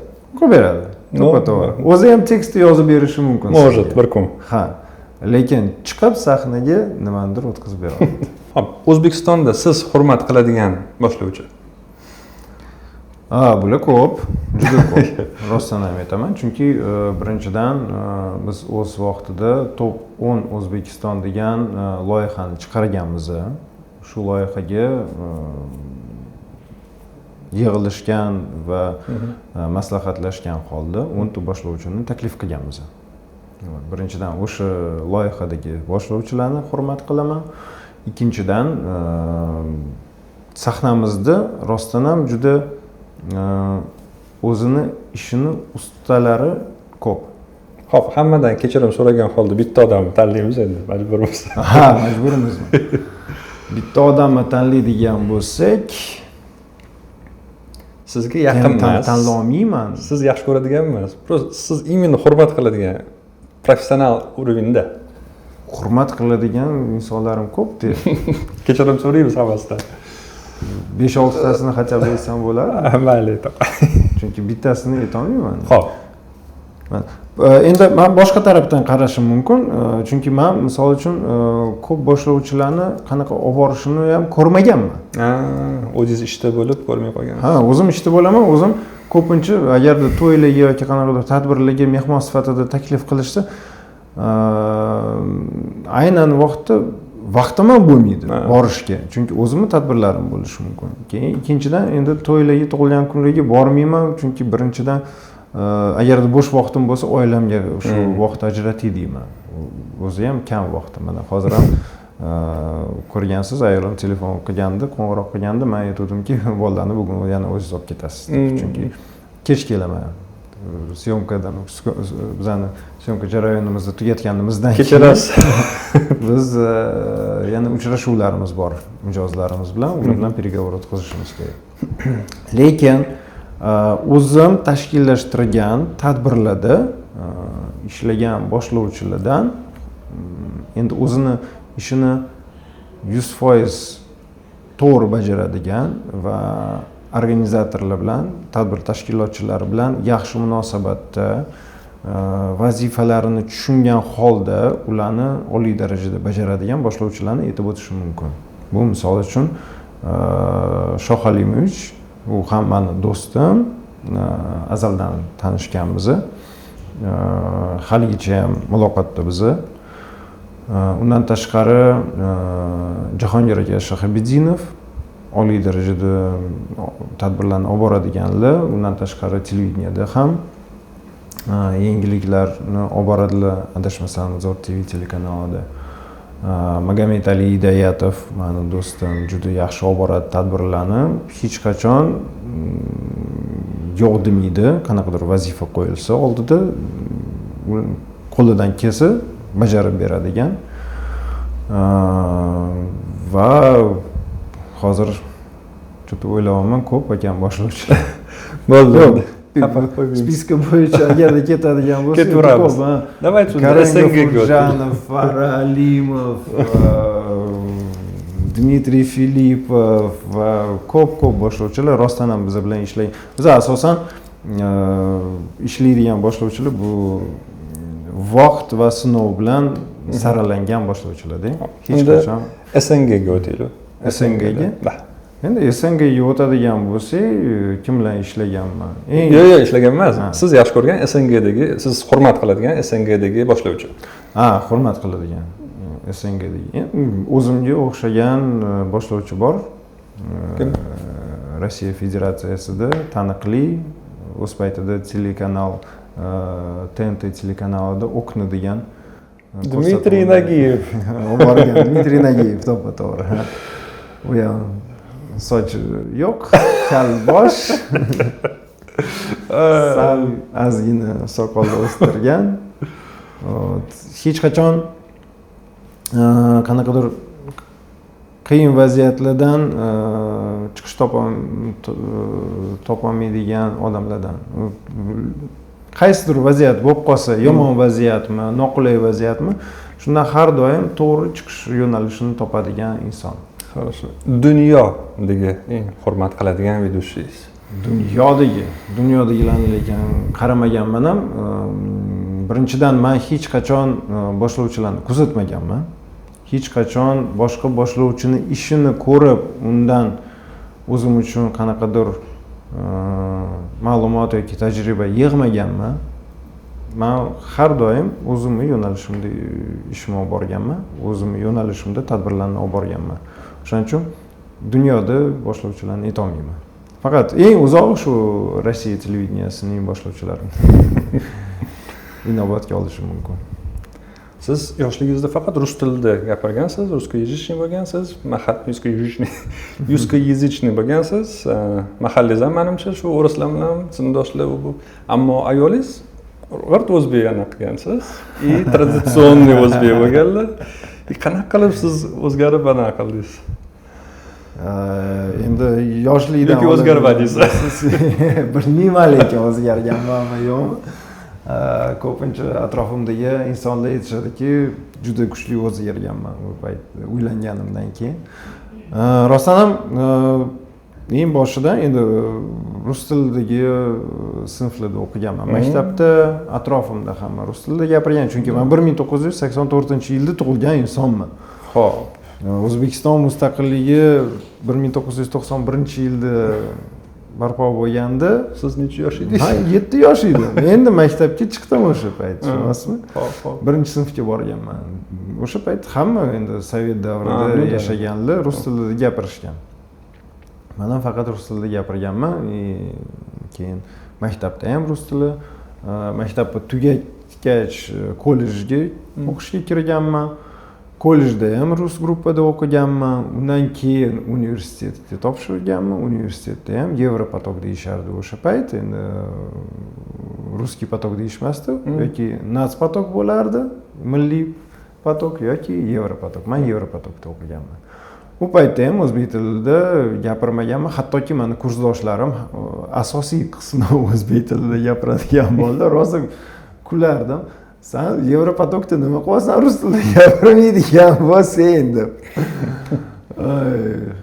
Hozir hayot tarzingiz ham shunaqa edi, boya aytib berdingiz-ku, DJlik bo'lganingizdan keyin barga o'tgansiz. Oddiy restoran ham emas, barni restoran bo'lgan. Bar, diskoteka. Hattoki diskotekalar, tungi klublarda ishlaganman. Endi o'sha paytda O'zbekiston bo'yicha birinchi o'rinda turgan Katakomba klubining art direktori bo'lganman. Art direktori bo'lganman. Direktor bo'lib, u yerda Abdurashid aka Iminov ishlagan. Hozir juda taniqli nafaqat O'zbekistonda, hattoki Nyu-York shahrida, Amerika Qo'shma Shtatlarida go'sht restoranlar tarmog'ini asoschisi. O'zbekistonga Black Star burgerini olib kelgan inson, meni ustozim bo'ladi. Shu Abdurashid aka Iminov. Xuddi shunday. Biza tipaj bo'yicha o'xshaymiz. Gapirmadim. Abdurashid aka o'sha paytda Katakombada art direktor faoliyatini yurg'izayotganimda juda qattiq turganlar. Endi qattiq turgan ma'nosi nima? Qanaqadir xatolarim bo'lsa, ko'zi yummasdilar. Xatolarimga e'tiborimni qaratganlar har safar. Mana sen bu yoqda noto'g'ri ish qilgansan. Buni to'g'rilashing kerak. Boshqa bunaqa xatolaringni qilmasliging kerak deb qattiq e'tiborimni qaratganlar. Ustoz rostdan ham ko'p. Mana hozirgi kunda o'zimni ishxonamda shu yerda Summit kompaniyasida ishlatilayotgan instrumentlar bu o'sha paytda Abdurashid akamdan olgan shu anaqa tajribam. Juda o'zlari bilmasdan meni hayotimga katta hissasini qo'shgan inson. Hozirgi kungacha ham ularni juda katta hurmat qilaman. Ularni endi har kuni muloqotda emasmiz, bir tadbirlarda ko'rishib tursak salomlashamiz, hol ahvol so'raymiz. Ko'chada yurgan holda ham, aylanganda ham ko'rib qolsak bir-birimizni albatta salomlashib, hol ahvol so'raymiz. O'zlari bilmaydilar, lekin meni hozir ochiq aytishim mumkin. Ularni meni hayotimga qo'shgan hissalari juda katta. Rostdan ham. Shunga rahmat demoqchiman. Birinchidan agarda ko'radigan bo'lsalar intervyuni. Abdurashid aka, keyingi safar siz zoringizga boramiz. Buni to'g'risida so'raymiz. Inshaalloh. Keyin shu faqat rus tilida gaplashadigan kruglarda aylanganman deyman. Da.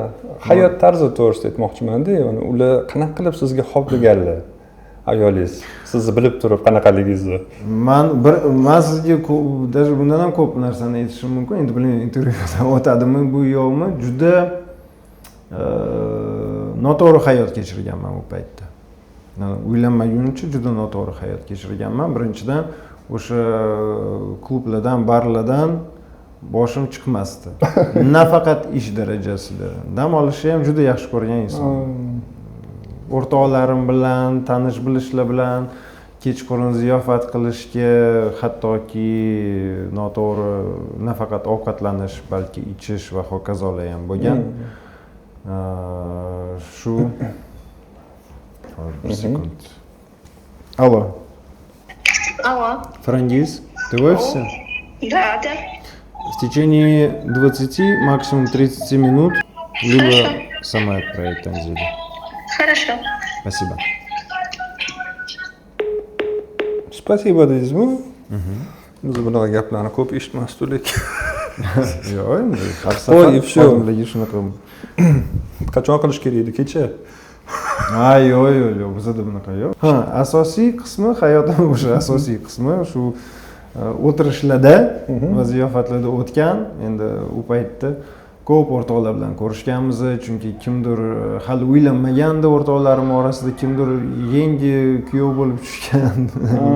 Endi uylangan paytlari o'rtoqlarim, o'shaning uchun mazza qilib yurardik. U paytda men uchun bu mazza hisoblangan davrlar. Lekin sekin Feruzaxon meni uyga o'rgatishni boshlagan. Endi birinchidan esimda bor, nima qilasizlar o'sha yerda deb savol bergan. Men ham boray degan. Voy, sen nima qilasan? Erkak kishilar o'tiradi u yerda. Ichkilik bor va hokazo. Sen nima qilasan? Ayol kishi o'tirdi. Yo, men ko'rmoqchiman deyapti-da. Nima qilasizlar u yerda? O'tiramiz, gaplashamiz, futboldan, siyosat va hokazo gaplashib o'tiramiz. Ayol kishilarchi deydi. Ayol kishilar bo'lmaydi bunaqa o'tirishlarda. Faqat erkak kishilar choyxona sifatida yig'ilib o'tiramiz. Xo'p, uyda o'tirsangiz nima bo'ladi degan savol bering. Uyda bunaqa atmosfera yo'q-da. Bunaqa taomlarni tayyorlamaysan va hokazo deb tushuntirgan. Xo'p, meni bir marta olib keting dedi. O'shanda o'rtoqlarim bilan gaplashib kelishdikki, ayollar bilan birga hammamiz bitta o'tirish qilamiz. Keldik, o'tirdik. Endi Feruza ham shundoq bizni tortilgan dasturxonga qarab, shunga xursand bo'lib yeysizmi deydi. O'tdi kilka, tomatnom sousi, shproti, shashlik va hokazo mana shunaqa narsalar deydi. Buni uyda ham qilsa bo'ladi-ku deydi. Uyda boshqacha, bu yerda qara atmosfera, sal muzika o'ynayapti, ha-ha-hi-hi, mana o'tirimiz, gaplashib va hokazo deb tushuntirganda, xo'p dedi. Uyda shunaqa taomlarni tayyorlashni boshladi. Bu birinchidan o'sha paytda endi haftada 7 kun o'rtoqlarim bilan ziyofat qilgan bo'lsam, bu ziyofatlarning sonini qisqartirdi. Prям 7 kun bo'lgan, har kuni. Har kuni o'tirardik, har kuni. agarda ishim bo'lmasa. Ishim bo'lsa, ishdan keyin o'tirardim. 24 soat. Xuddi shunaqa. Endi tadbirlar ko'pincha to'y olsak, 6 da boshlanib, soat 11 da tugaydi. 11 dan keyin xatga turib borib o'tirardim-da. Tushunasizmi? Uyda yo'q edim. O'sha payt onam bizlarni uyimizda yashagandilar, chunki o'zlarining uylarida remont ketgandi. Ayolim homilador, o'sha payt qizimiz Malikaga homilador bo'ldi. Hattoki jahllari chiqib, Feruza, siz qatga qarayapsiz. Eringiz kechasi bilan qayerdadir klublarda, barlarda yuribdi, siz uyda o'tiribsiz. Xo'p, oyijon, men nima qilay? Sizni o'g'lingiz shunaqa bo'lsa, men o'g'lingiz bilan gaplashganman. Menga quloq solmaydi. Men erkakman, men xohlagan ishimni qilaman deb yuribdilar. Nima qilay? Urushingmi, janjal qilaymi, ajrashingmi, nima qilay? degan savol berganlaridan keyin sen eringni borib to'kilgan sochlaridan ushlab olib uyga olib kelishing kerak dedi. Ishonasizmi? Onam ayolimni olib o'sha paytda ismiy bar bo'lgan. Hozir bilmayman bormi yo'qmi, chunki qiziqmayman ham o'sha bir necha yildan beri. O'sha menga qo'ng'iroq qilib, "Qayerdasan o'g'lim?" degan savol berganlar. Men ismiy bardaman degan. Hozir kelaman degan. Ona bo'ldi, uyda o'tiravering, uyga boraman dedim. Chunki endi ona hurmati bor. Yo, ona bo'ldi, uyda o'tiring, hozir kelaman. Yo, men hozir seni o'sha yerdan olib chiqaman. Seni o'sha yerda sharmanda qilaman dedi. Bo'ldi, oyijon, uyda o'tiring, hozir kelaman dedim. Endi hozir kelmadim dedi. Bir yarim soatmi, 1 soatmi hali o'tirib, o'rtoqlarim bilan, bu paytdagi o'rtoqlarim bilan keyin yo'lga chiqdim, uyga bordim. Uyga kelsam hech kim yo'q edi. Ular o'tdi. Qo'ng'iroq qilaman, "Qayerdasiz?" deyman. "Onajon, mana keldim" deydi. "Sen olib ketgani. Kelmading-ku uyga." "Yo, men uydaman, bo'ldi onajon, uydaman. Keling, mana rasmni tashlab yuboraman hozir Telegramdan." Zo'rg'a o'shanda uyga qaytardim onamni. Keyin ayolim bilan urushdim. "Sen nima qilyapsan? Nega onamni uydan chiqarding?" deb janjal chiqdi. Men nima aybdorman? Men sizni onangizga tushuntirdim. Meni gapim o'tmaydi sizga. Xohlagan ishingizni qilyapsiz. Meni majburlab o'zlari yetaklab olib bordilar o'tkazdi. Tushunmadim o'shanda ayolimni. Yana vaqt o'tdi. Covid paytida ish yo'q bo'lgani uchun uyda o'tiraverdim. Endi birinchidan shtatga chiqarishmaydi. Mana faqat kvartal atrofida ham emas, kvartal yarmigacha yetib borsangiz bo'lardi. U yerda KPP turardi. Gvardiya avtomatlar bilan shtatga qo'yg'izmasdi. Endi korzinkaga borardim, korzinkadan qaytardim. U paytda korzinkani yonida o'rtog'im turardi. Hozirgacha ham yaqin do'stim Doniyor, mashhur DJ Romeo. Men uchun ko'p odam taniydi. O'zbekistonda eng mashhur DJlardan biri. Meni qadrdon do'stim, meni eng og'ir paytlarda ham podдержка qilib turgan inson, yonimda turgan inson bu bo'ladi. Va o'sha payt uni yoniga borardim, mehmonga o'tirardik, ziyofat qilib. Bir xillari. Endi har doim ham bora olmaysiz. Keyinchalik ayolim aytib qoldi, "Adasi, endi baribir ham uyda o'tiribsiz. Mana Ramazon oyi yaqinlashyapti. Balki Ramazon oyida sal o'zingizga dam berarsiz" deb. Organizmingizga sal tiklanib olar balki degan gapni chiqardilar. O'ylab qoldim, rostdan ham Covid payti, uyda o'tiramiz, karantin, konditsioner ishlayapti. Mazza salqingina. Qani o'zimni sinab ko'ray dedim. 30 kun ro'za tutdim. Hayotingizda birinchi marta? To'liq birinchi marta. To'liq birinchi marta. Endi yoshligim, kichkinaligimda tutardim, 3 kun boshida, 3 kun oxirida aldab-sillab. Birinchi marta boshidan oxirigacha ro'za tutdim o'sha paytda. O'zimga hayron bo'ldim. Rostdan ro'za tuta olar ekanman. Ichkilikni 30 kun tegmasligim ham mumkin ekan degan o'zim uchun natijalarni bilib oldim. Keyin ayolimga aytdim, "Bo'ldi, ro'za tugadi, borib o'rtoqlarim bilan o'tirib kelsam bo'ladi." Ko'pchilik. "To'xtang, qatga shoshyapsiz, hali hayit 3 kun bor" dedi. 3 kun hayitni chidab turing dedi. Xo'p dedim. 3 kun hayitni chidadim. Hayitdan keyin "Bo'ldimi? Borsam bilan, siz odam bo'lmaysiz, boravering" dedi. Bordim, o'rtoqlarim bilan yig'ilishdik o'sha payt. Ishonasizmi? Ko'p ichmadim. Lekin ertasi kuni ko'zimni ochdim, kecha nima bo'lganini eslolmadim. boshim shunaqangi og'riganki yorilib ketadigan. Nafas olishga qiynalganman. Xuddi nimadir tepadan bosayotgandek his qilganman. Mana shunaqasiki bir 3 kunmi, 5 kunmi yotdim, turolmay yotdim. Suv ichsam orqaga ketadi hamma narsa. Shunaqangi darajada yomon kasal bo'ldimki, o'sha payt keyin ayolim shunday xonaga kirib bir kuni, adasi, nima deb o'ylaysiz?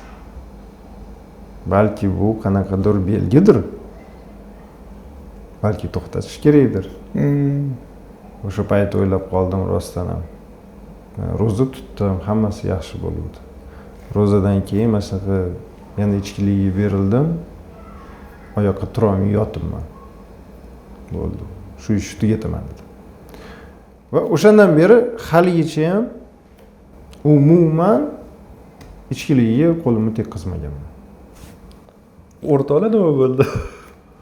O'sha paytdagi o'rtoqlarim bilan hozirgi kunda muloqotim почти yo'q. Endi qanaqa muloqot bor? Misol uchun bir marta bo'lgan vaziyat shunaqa, o'sha paytda men o'ylaganmanki, meni juda yaqin qadrdon o'rtog'im shu inson bo'ladi, undan yaqini yo'q deb o'ylaganman, chunki biz o'sha o'rtog'im bilan ham hattoki biznes yuritganmiz, u bilan hattoki bitta uyda, uni uyida yashaganmiz ham. Ko'p qiyinchiliklarni ham ko'rganmiz hayotimizda birga. Bir-birimizni uyimizga mehmonga borib, ovqat tayyorlab, o'tirib ziyofat qilganmiz. Aka-ukadek. Aka-ukadek bo'lganmiz rostdan ham. Bir kuni telefon qilyapti menga. O'sha Covid tugagandan keyin, karantin tugagandan keyin, yaxshimisan, tuzimsan, biz bugun bolalar bilan yig'ilmoqchi edik kechki payt. Qanaqadir restoranning nomini aytgan, men aytdim, "Voy, do'stim, u yerda menimcha halol bo'lmagan ovqatlarni ham tayyorlashadi-ya. Cho'chqani." Ha, tayyorlashadi. Sizlar bugun ichmoqchisizlar, demak, to'g'rimi? Ha, endi ichamiz.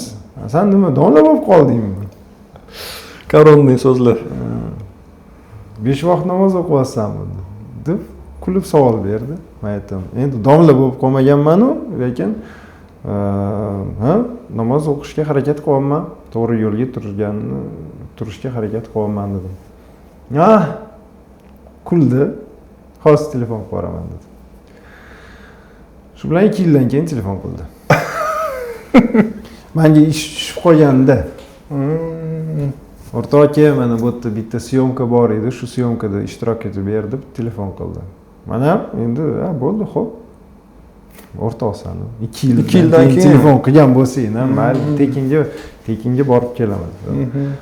Faqat shu anaqa operator ishga olishimiz kerak, chunki sizlarni o'zingizlar telefonda olganinglar menga to'g'ri kelmaydi deb tushuntirdim endi. Xo'p dedi.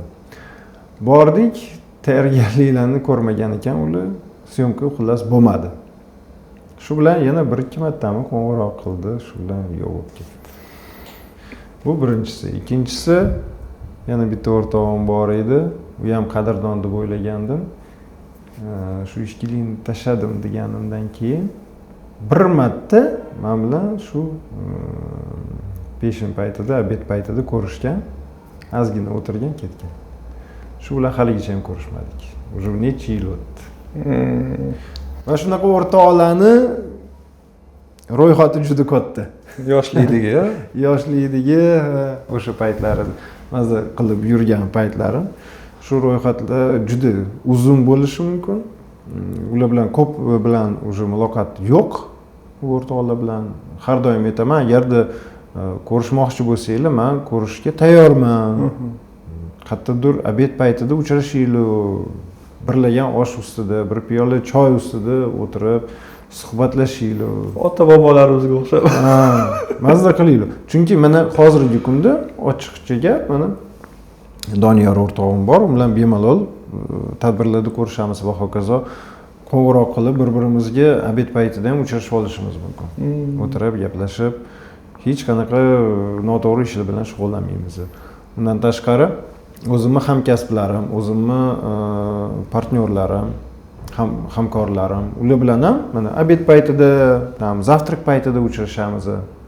O'tirib, ovqatlanib, gaplashib, qanaqadir ishlar bo'yicha suhbat olib boramiz va men uchun bu qulay. Demak, bu insonni, meni atrofimni to'g'ri yo'ldan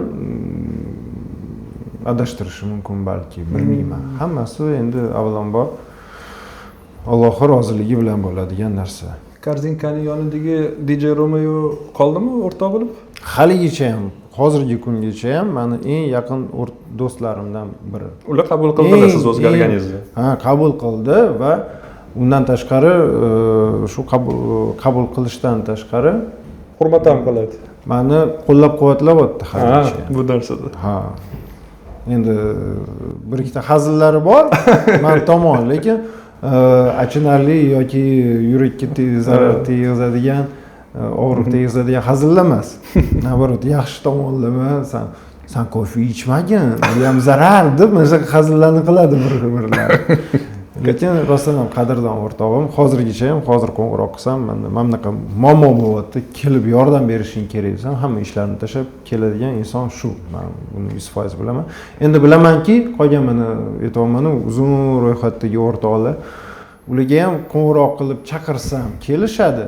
Muammolar bo'lsa, qanaqadir yomonlikka uchraydigan bo'lsam, kelib yordam beradi. Lekin ularning o'zining dunyoqarashi bor. Meni o'zimning dunyoqarashim o'zgargan. Yaxshi tomonga o'zgargan. Balki ularning dunyoqarashi ular uchun yaxshidir, lekin mening dunyoqarashimga o'zi to'g'ri kelmaydi. Mening dunyoqarashim hozir eng asosiy bu oilamga e'tibor qaratish, bu bizneslarimni oyoqqa turg'izib rivojlantirish, sheriklarim va o'rtoqlarim men bilan ko'rishmoqchi bo'lsa, men har doim ochiq oydinman, marhamat, ko'rishinglar, faqat ichkilik bo'lmasin, bo'ldi. Qolgan hech muammo tug'dirmaydi bizga.